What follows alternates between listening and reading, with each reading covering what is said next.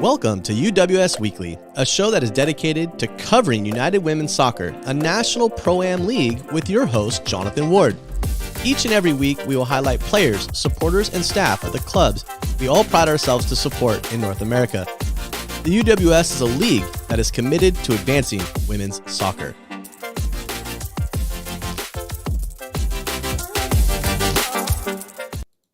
What's going on, everyone? Good evening to those of you on the East Coast as we prepare for a conversation tonight with Worcester Smiles. Welcome to UWS Weekly, a show that is dedicated to the best pro-am community in North America and powered by Reboot. Reboot is a nonprofit organization whose mission is to help more kids play soccer while creating opportunities to practice generosity, empathy, and leadership. Check them out today at reboot.soccer and find out ways to help your community. As I had mentioned at the start of the show, tonight we are excited to have the opportunity to talk to representatives from the Worcester Smiles Soccer Club. Joining me from the club this evening is the GM, Ray, Coach Walsh, and Liz, who's an athlete for the club. Hey, guys, how's it going? Thanks for joining me. How's it going? How are y'all doing? Good. All right. Everything's getting geared up for baseball season, but hey, soccer is just as important out in Worcester. How is things looking coming into the 2022 season for y'all? We're looking pretty good. We're out there recruiting. We've already had one tryout, and we're gearing up for the spring. So I got to ask, soccer throughout the country, everywhere you go, is a little different. I'm here on the West Coast in California. How is soccer different, or what is soccer like in Worcester compared to other places in the United States? Yeah, I mean, first of all, thank you for having us on. I'm very, very grateful to be here and to be part of the UWS. Very excited for the season ahead. I think I'm pretty new to Worcester. I'm pretty new to Massachusetts, but from the past couple months that I've been in the area, to me, Worcester is actually the second biggest city in Massachusetts. And it's a very, very diverse city in a lot of ways, ethnically, racially, background-wise. We actually have 8 colleges in Worcester alone. And I think that shows in the soccer community here that we have a blending of different styles. And I think that's a big connecting piece in our community is soccer. You get people from a ton of different ethnic backgrounds, a ton of different countries, a ton of different walks of life. And they're able to show their culture through their style of play, but they're all able to come together through the game of soccer. And I think for us coming into the 2022 season, you're going to see it. We're gritty city kids. The Worcester style is going to show. We like to go hard. We like to press. We like to show that grit and that working class style in our play. And I think you're going to recognize that right away this season. So, Coach, I got to ask you, you said you only been around for 2 months. What drove you to Worcester to be a part of this program? Yeah, I think a little more than a couple months. I actually moved to Boston in August, and I actually relocated to Worcester for work in November. Currently, I'm the assistant women's soccer coach and recruiting coordinator at Clark University. And in addition to that, I work with the club program, New England Football Club. So those work opportunities brought me to the area, and through my coaching at the collegiate level, my head coach actually connected me with Ray and the Worcester Smiles, and I had to jump at the opportunity to be involved with the club. Hey, Liz, I want to ask you. You're with the team. You've been around for a while. What has kept you around? What keeps you playing at the high level and being a part of the program? Well, honestly, I think a big part of it is just Ray's dedication. I really like that he's so involved, and it's really nice to see not only a GM who's there, he cares, he wants the program to be successful, and he builds that environment that makes people want to come back. And I really like that, I'm able to be a part of something that the community can get into, and that, we can give back to the community in such a fun, positive manner. And being able to, bring families together so that they can watch soccer, watch these kids' faces light up when, they see, I want to do that. I want to keep playing. And honestly, it's just, it's a great feeling, and that's what keeps me coming back. Ray, what was the inspiration behind Worcester Smiles and kind of building this program outside of Boston? Great question. So The Worcester Smiles is actually a extension of Camp Italia Retreat. Camp Italia Retreat is a summer camp program that was started back in 2014. And during the sessions that we were having during the summer, the kids were mentioning how our particular area didn't really have any good sport female role models. So we kind of took that to heart as an organization. And so we did a little research, and we came to the conclusion that women's soccer is probably the best outlet to provide good female role models within our community. And so in turn, we went ahead and we did a business plan. We presented it to our commissioner, Joe, and Joe was pleasantly pleased, thank goodness, with all the support letters we got from our local politicians backing us to make this movement happen. So that's how it all started. The Eastern Conference of the league is really, really tight. There's a lot of great teams from top to bottom outside of the East Coast. What's the makeup of the club year in, year out? How are you able to bring players in? Well, for the most part, a lot of our players are done through word of mouth. We don't actually have a youth program, so we're a little bit different than other clubs. So we do have a little bit more of a challenge, but because we do have so many colleges in our area, we actually have that relief where we're able to go out and attract the players to our organization, which is a big plus as far as we're concerned. Coach, being new now to the organization, what is your role in making sure you get the right players that fit your style that you're looking to implement for the club this summer? Yeah, I think for me right now, we're trying to cast a really, really large net and bring in as many different people as we can from a variety of levels.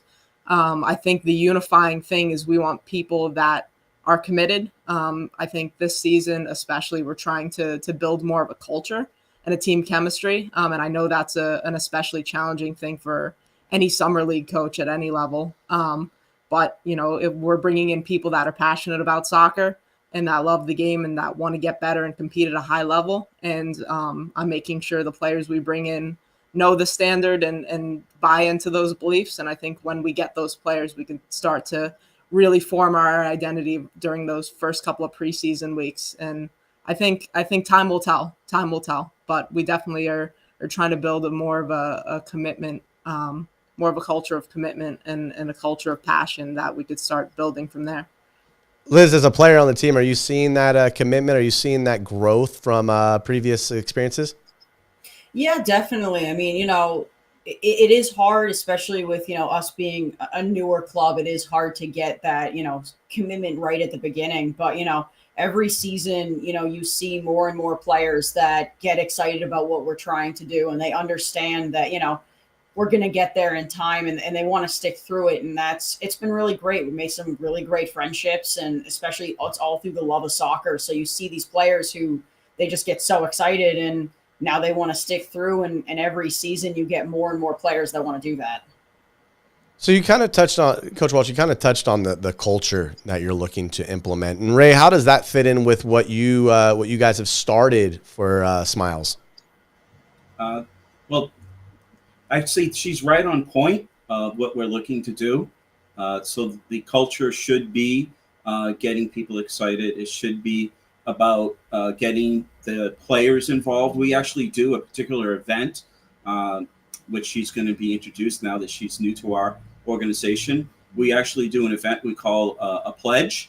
So we invite all of the players and all of the local politicians and our sponsors to a PR event where they all come together at once, and we do a dedication pledge where we have all the players sign a pledge saying they're going to make a commitment to the team, but not just to the team, but also to the community when they're called upon. So it's a great feed for the team, and it's a great feed for the community.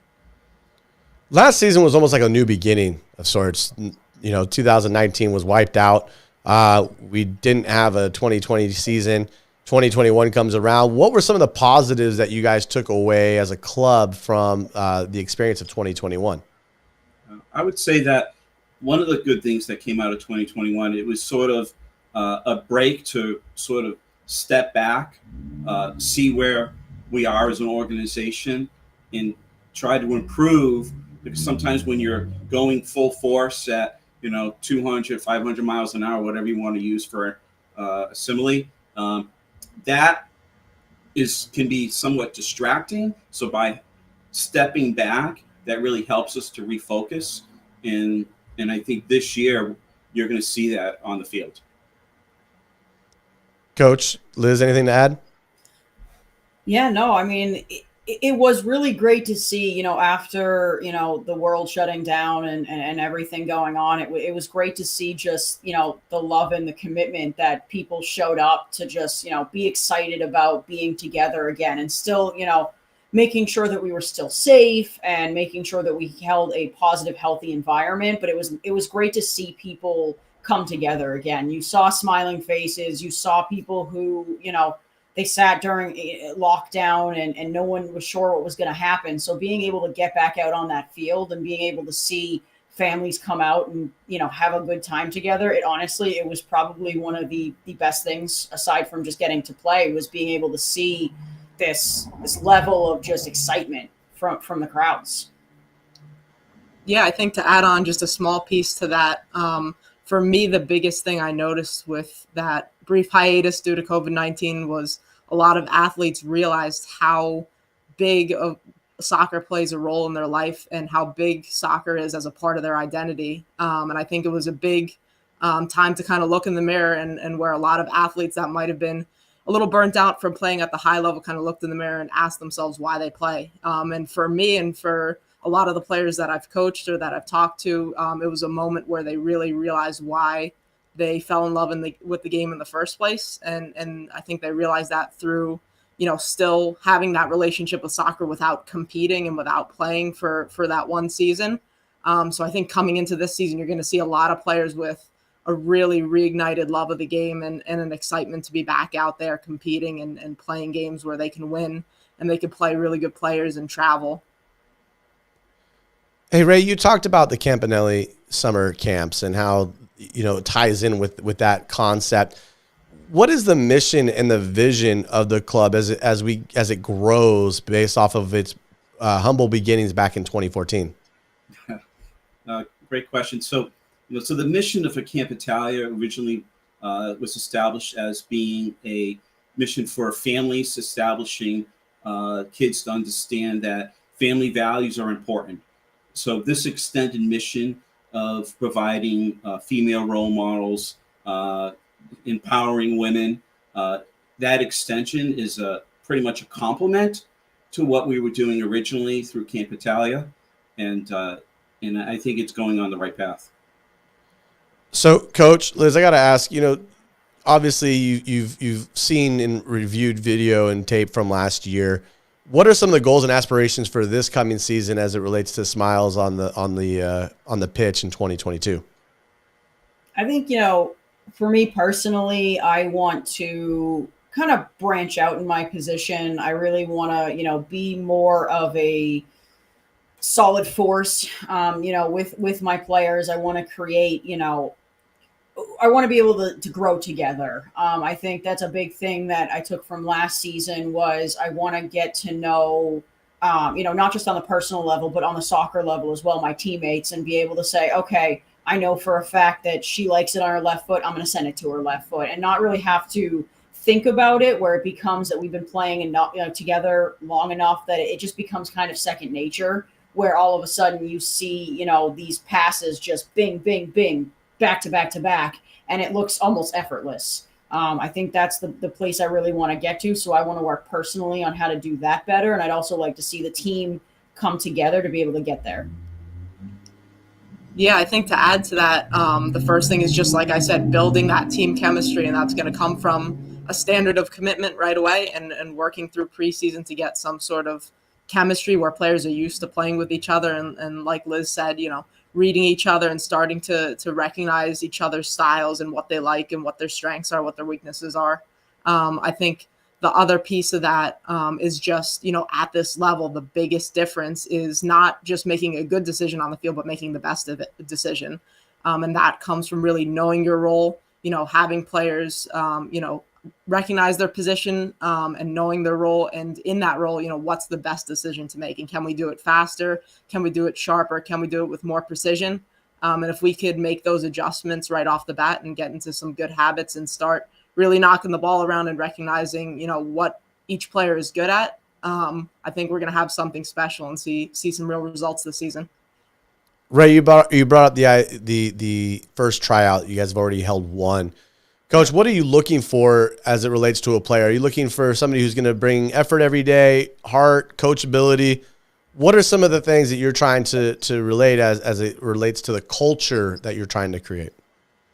Yeah, I think, the three big things I look for in a player for a summer season, first of all, is that commitment to learning. We're going to bring in a lot of talent from different, NCAA divisions, international players that have played in against really, really good competition. But I think I want players that are committed to learning and growing, even at their age and even in a space where you're only here for 3 months. I think the second piece is I want a player who has, is very transparent. I'm a very transparent coach. I like to have a lot of dialogue and communication with my players because I think for a summer team, in order for players to have the best experience and for a team to get results, you need to meet every player's needs. This is about the players. And if their needs are met and they're growing and they're preparing for the next step, whatever comes after the summer, you're going to get the results. And I think the third piece, especially for a summer team, is I want players that are internally motivated and willing to hold each other accountable because, we're only going to be training a couple times a week. And what you're doing in those days off or after games, are you taking care of yourself? Are you putting in the extra work to be fit and to work on the things you need and using that training time to the best of your ability? I think those three, if we can get a player with those three pieces and they're versatile and they're technical, we're going to have some good players. So, Ray, how does the club work within the community? Obviously, you've talked about the pledge and the camp, but what are some of the other ways that you've involved the community to be a part of the program, bigger picture? So we do actually interact with other local nonprofits. We get involved with supporting what the other organizations are doing. So we'll go out. So there's a couple of different parts of that. There's the other summer programs within our city that are pretty vibrant. One's called the Worcester Bravehearts. We actually have a relationship with them. It's a collegiate / college baseball team. And so we actually have a relationship with them. So we do things together. We support each other. We cross market with each other. We have that type of thing. We actually have other nonprofits like the Kiwanis. We get the kids involved from the Key Club from the local high schools. They come out and volunteer at the games. They help with making sure that we stay organized. And it's a great internship at the same time. We also have some local colleges. We currently have 4 interns. They're currently working with us today, experiencing what it is to be part of a soccer community over and above being in school. Liz, as a player, you have a lot of weight on your shoulders in terms of kind of the involvement in the community. And I got to ask you, what impact do you think the organization has on local youth girls soccer programs? I like to hope and I like to think that the program is showing, these kids that, during college and after college, it's not over yet. Like, you can still play, you can still contribute, especially to the sport you love. I think that's one of the best thing about the Smiles is that, we have such a range of ages of players. We've got players still in college. We've got players fresh out of college. We've got players like me who have been out of college for a few years. They have their careers, but, I still get to do what I get to wake up every day and I still get to join my teammates and I still get to play. And honestly, that is probably one of the best feelings. And, I can only hope that, at least one little girl looks up and says, oh, wow, like even after college, I still can do this. Like, I can still be involved. And as long as one kid gets to feel like that makes me feel good. So if we can get more than that, I'd be even happier. So, Ray, you were talking about how you would talk to Joe, the commissioner of the league, about joining as early as 2014, kind of being in the conversation. How does the club work with the vision of UWS, which is helping advance women's soccer? Well, I'd say one of the things that the tools that UWS provides is some of the video. So if you go to our website today, you can see that we're utilizing the tools that UWS provides to show that not just the Worcester Smiles, but the organization UWS is also on the same page of creating these female role models within the community using the sport of soccer. So I'd say that UWS is doing a lot of other different things that I'm sure that they're talking about getting more females involved. In the last annual general meeting, they were talking about how we need more women coaches. There's definitely a shortage of female coaches out there, and we're on the same page where we want to create that culture of helping to bring more females to the front for that. How big of an impact does the community have on the success of Smiles during the summer of soccer? So the community itself, we're a grassroots effort. So when it comes to we're sort of like a small fish in a big pod of ocean water, and so there's still a lot of people within our community that don't know about us because we are a grassroots effort. But every year, we even get more and more people that are finding out about us. Like right before COVID, one of our last games after the women ended up winning the World Cup, we had some additional fans that were in our stadium. And so after I went over, because there were new faces, I'm like, hey, how'd you find out about us? And like, well, we did a Google search and we found you, and this was a great experience, and we're going to come back. So, it is a grassroots effort. It's a constant pounding the pavement to let people know that we're out there and that we want to make a difference. But once they hear about us, they love us. That's awesome. Awesome. Hey, before I let you guys go tonight, though, I got to ask one question. And obviously, being in my role, it's about community. But what does community mean to each of you?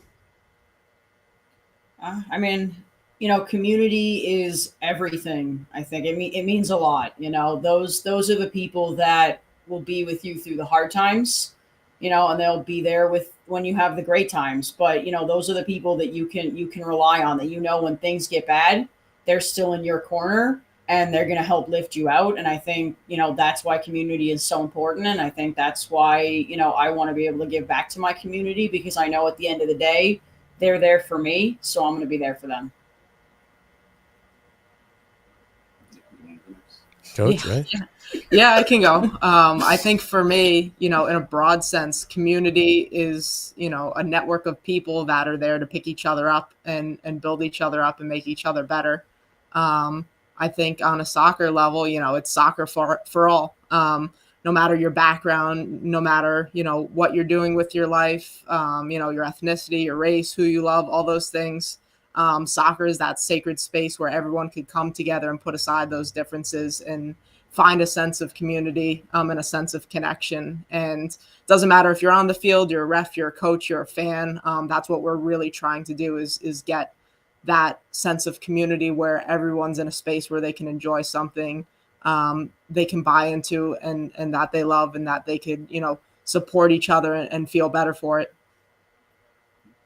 And I would say that I will second and third everything they said. But to just add a little piece to the end, it's a constant building of what we're doing. And as long as we keep building and we listen and people respond in a positive manner, having that community spirit, that's what it's all about. Well, hey, listen, how do people find out more information? Obviously, what we have here is a show that helps explain kind of the idea. But if people wanted to find out how to get involved, how to find you, how to try out how to participate at games or even intern, how can people find out more information regarding Worcester Smiles? Well, we have a great website, so I would definitely refer everybody to our website. But on top of the website, we are doing all the social media with Instagram, Twitter, Facebook. I even started a TikTok. So we just started our TikTok today. So that's a lot of fun. So we are out there. We're also doing commercials. So you'll start seeing some commercials within our community on the local TV stations. So we are on top of that. That's a new thing for us this year. So every year we're doing something a little bit extra to get noticed within the community, so the community come out and support us, love us, and get involved. Nothing wrong with a little extra credit there, Coach, as you just want to get more, right? So the more the better. Liz, are you gonna be making a presence in any of these commercials? I hope so. I hope Ray will use me. We're not there yet, but we're working on it. Hey, that's okay. That's all right. Well, hey, listen, you three, I really appreciate you taking the time to join me this evening. I know you guys are it's late over there in the East Coast. As the sun's still out, it's still 85 degrees. I know you guys are kind of, yeah, see, we're jealous. Is it raining right now? It was. It was earlier, yeah. It's just raining because everybody's so excited that Trevor Story is a Boston Red Sox. That's all we're going to say. That's all we're going to say. But hey, listen, I appreciate you guys giving me the time and opportunity to chat, and I hope that we can connect soon during the season to talk about some of the things that's going on the pitch. Absolutely. Thank you so much for having us. Yeah, thank you for having us. Awesome. Appreciate you guys. Cheers. Thank you so much for tuning in this evening for UWS Weekly, everybody. Great conversation with Worcester Smiles, and I'm got a smile on my face because I'm excited to see what they do this summer. You can follow all things UWS and UWS2 on our social media pages, as well as send future questions that you might have for guests, or if you are trying to find a way into the league. Let us know. Hey, thanks for watching, everyone. Have a good rest of the evening. Talk to you soon.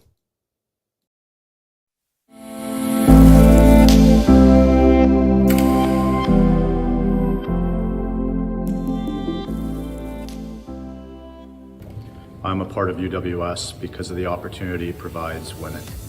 Because it provided me the competition and exposure I needed to get to where I am today. Because financial transparency is important to me.